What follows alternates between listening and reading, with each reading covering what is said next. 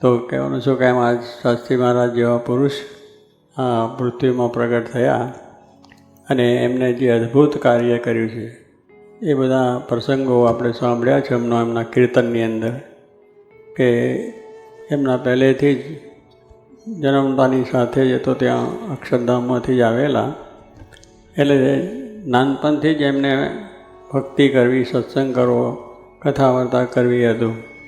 અને નાના હતા ત્યારે પેલા છોકરા રમે ને, ધૂળ જરા વરસાદ વળ્યા હોય, થોડો વરસાદ, ત્યારે પેલી જમીન ભીની થયેલી હોય અને ગામડામાં દળ બધો હોય, એટલે એને પેલા ડેરા કરે અને ભીનું હોય ડેરા કરે, અંદર જવાનું કરે અને મૂર્તિ મૂકે એને ઉપર ધજા કરે. શાસ્ત્રી મહારાજ આ રમત કરતા હતા. આપણી રમતો છોકરાની હોય, ભમેડા રમે, પેલા લખોટા રમે, બધું રમે, એવાય પણ છે. પણ સ્વામીને પેલું પહેલેથી જ આજે મંદિરો કરવા, મંદિર માટે એમનો જન્મ હતો, તો નાની રમતમાં પણ એમને એ જ કરતા કે ઘરે ત્યાં બે ત્રણ છોકરા ભેગા હોય, આરતી કરે, આવું બધું કરતા હતા. એટલે એ રીતે હતા. અને શ્રીજી મહારાજનું પ્રસાદીનું ગામ મેળાવ, કારણ કે મહારાજ ગઢડેથી જ્યારે વડતાલ આવે, વડતાલથી પાછા ગઢડા જાય ત્યારે રસ્તાનું ગામ હતું, એટલે એ ગામમાં થઈને જ જાય.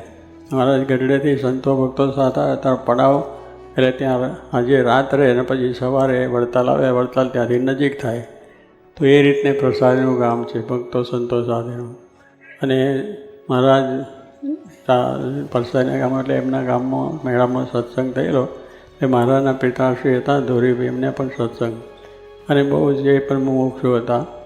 એટલે સહેજે પહેલે સાધુ આવે ત્યારે સમાગમ કરો, બીજું કરો, એટલે જઈ જાય. અને બાળક જન્મે તો પહેલેથી જ આપણે સત્સંગ નિયમ ધરાવવાનું હોય છે, વર્તમાન ધરાવવાનું. એટલે બાળક જન્મે એટલે સાધુ આવ્યા તો સાધુને કરે. તે વખતે સુખ સ્વામી મંડળ સાથે પધારેલા. તે વખતે સ્વામીનો જન્મ ને 2-3 મહિનાના થયેલા, એટલે એમને વર્તમાન ધરાવવા લઈ ગયેલા. સુખ સ્વામીએ વર્તમાન ધરાવીને આશીર્વાદ આપ્યા. આ તો બહુ મોટા થશે ને મોટા કામ કરશે, એ આશીર્વાદ આપ્યા. ત્યાર પછી ગુણાતીતાન સ્વામીને પણ પ્રસંગોપાત જવાનું થયું, અને એમને પણ પેલા એમના પિતાશ્રીએ કહ્યું અને ત્યાં એમને સ્વામીની પાસે વર્તમાન ધરાવવા લઈ ગયા ગુણાતીતાન સ્વામી. એટલે ગુણાતીતાન સ્વામીએ પણ કહ્યું, કેમ સત્સંગી છે તો વર્તમાન ધરાવ્યા નથી? કારણ કે વર્તમાન ધરાવ્યા છે, પણ સુખ સ્વામી પણ તમે આવ્યા છો તમે ધરાવો. એટલે સ્વામીએ કહ્યું, સુખ સ્વામીએ વર્તમાન ધરાવે એ મહારાજનો જમનો હાથ કહેવાય, એટલે એમને આપ્યા છે બરાબર છે. પણ સ્વામી કે ના કરો. સ્વામી પછી હાથ મૂક્યા માથા ઉપર, અને આ તો બહુ મોટા મુખ, અને આ તો બહુ અદ્ભુત કામ કરશે.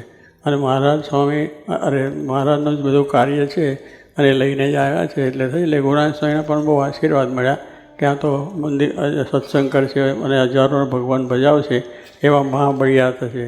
એટલે કહેવાનું શું કે આવી પહેલેથી જ નાનપણથી જ આ બધા સંસ્કારો મોટા પુરુષના આશીર્વાદ, જો એમને તો આશીર્વાદ લઈને જ આવેલા હતા, જન્મ્યા હતા. પણ આ તો દુનિયાની દ્રષ્ટિએ બધું આપણે કરવાનું હોય છે. અને એ રીતે આશીર્વાદ પણ એમની એટલે જન્મથી અંત સુધી એમને ભગવાનનો સંબંધ રહ્યો, એટલે એ રીતનું આખું કાર્ય કર્યું છે. અને એ પછી મોટા થયા ને એમને ભગવાન ભજવાની ઈચ્છા હતી, એટલે પછી સાધુમાં ગયા. અને પહેલો નિશ્ચય પણ એમ કહેલો કે મહારાજને મળેલા હોય એમની પાસે દીક્ષા, એની પાસે ગુરુ કરીને રહેવું. એટલે વિહારલાલજી મહારાજ તે વખતે ગોરધનદાસ કોઠારી મોટા સમર્થ માણસો, અને આ બહુ નાનપણથી નાની ઉંમર પર એમ કે બહુ એમ ટપડ ને કથા તે શું ત્યાં પેલા સાધુના ખહરા કીર્તન બીર્તનના ખહરા કર્યા, અને બહુ વાંચન કરે ને એની કથાએ કરે, અને એવું કર્યા કરે. પછી ત્યાં વડતાલ જાય અને કરે ને પછી ધંધર કરે. પણ એવી એમની એવા એના ઉત્સાહ જોઈને ગોરધનદાસ કોઠારીને પણ વિચાર થયો કે ભાઈ આ પ્રમાણે બહુ હોશિયાર છોકરો છે, જો મારી પાસે રહે તો પછી કોઠારનું મારું કામ સંભાળે. હોની રીતે જરા નિરખે ને કે આ કામ આવો છે તો આપણે નિરખે. એટલે ગોરધનદાસ કોઠારી વહીવટદાર હતા આખા વડતાલ સંસ્થાના.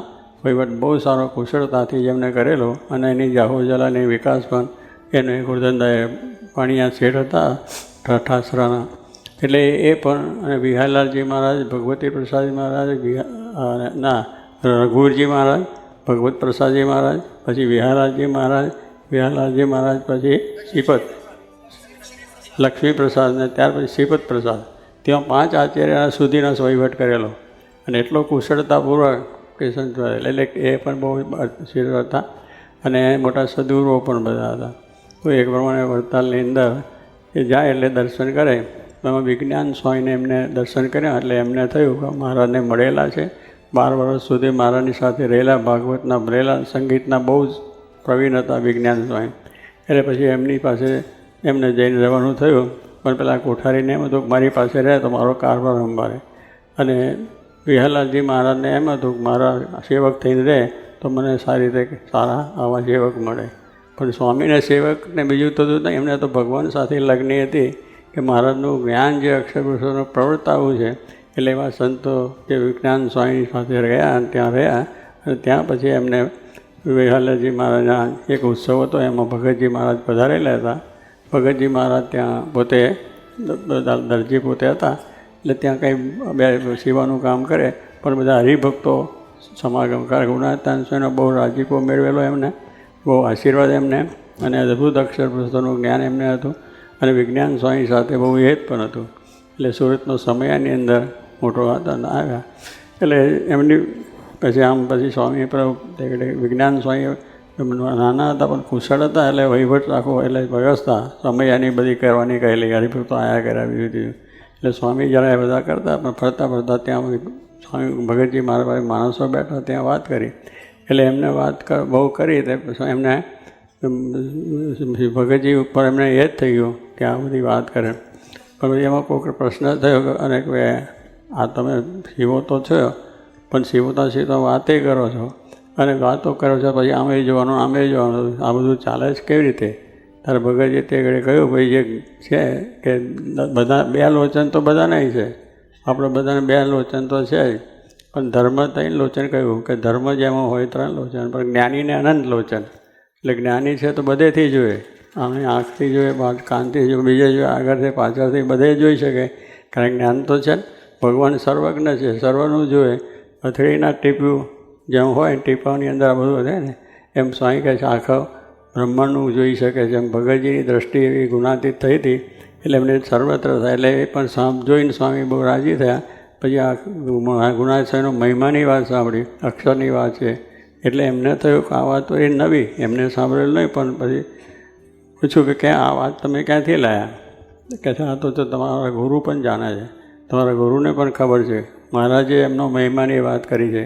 ઘણા ઠેકાણે જ્યારે ડભોરમાં દીક્ષા આપી ત્યારે કહ્યું કે મારું ધામ અક્ષર તેને હું દીક્ષા આપું છું અને એ પ્રમાણે ગુણાતીત દીક્ષા આપેલી. પછી હોળીનો ઉત્સવ જ્યારે સારંગપુરમાં થયેલો ત્યારે પણ એમને કહેલું પેલા શું કહે હોળીનું ખેલ ને સદગુરુ ખેલે વસંત એમ એમાં લખ્યું ત્યારે સદગુરુ કરતા ખેલતા બધા આશ્રમે સદગુરુ ખેલે ને દાંડિયા લઈને. એટલે સ્વામી મહારાજે કહ્યું કે આવા સદગુરુ કોમ તારા મુક્તાન સ્વામી કહે છે એવા ગુરુ તો તમે. મારા કે અમે તો ભગવાન છીએ અને ખરા ગુરુ તો આ ગુણાતીતાન છે એમ છડી અડાડીને વાત કરી. એટલે એ રીતે એમને આખું મહારાજે પણ મહારાજનો ગુણાતીતનો મહિમા કહેલો અક્ષર તરીકે અને બધા સંતો પ્રકાર જાણતા હતા. એટલે એ રીતે એમને ભગતજીની વિશેનો ભાવ થયો અને પછી એમના ગુરુને કે તમારા ગુરુ જાણે એટલે કે મને કંઈ વાત કરી નથી. પછી પોતે ત્યાં આગળ કહ્યું તમે આવો ગુરુને વાત કરવા. એટલે બધા ગુરુ જો એને જુએ તો કદાચ સંકોચ પામે એટલે ખાટલા નીચે એમના હતા નીચે બેઠા અને ભગતજી એને વાત કરી કે આ વાત બરાબર છે, આ હોળીની વાત કરી, બીજી ત્રીજી વાત કરી શકે બરાબર છે. અને ગુણા સ્વામી કેમ મૂળક્ષરનો અવતાર છે એટલે એમને નક્કી થઈ ગયું. હવે નક્કી તો થઈ ગયું છે પણ એને પછી પાછું આ બધી વસ્તુનું બરાબર સમજવું, દૃઢતા કરવી એવું પાછું બહુ વિચક્ષણ થાય. જેમ તેમ એકદમ માને નહીં, એનો પાછું બરાબર પ્રમાણ લેવા પડે. દરેક વસ્તુનું પ્રમાણ મળે ત્યારે એ વસ્તુ સાચી થાય. કોઈ પણ વસ્તુને પ્રમાણ બરાબર આપવું પડે, શાસ્ત્રોનું પ્રમાણ આપવું પડે, મોટા કોઈ એવા મહાન વિદ્વાનોનું પ્રમાણ લેવા પડે છે. એટલે એ પ્રમાણે શાસ્ત્રી મહારાજે સંપ્રદાયની અંદર બધા જેને શ્રીજી મહારાજ મળેલા હતા એ મોટા સંતો હતા એમને જે વાતો કરેલી હતી એ બધાને મળ્યા.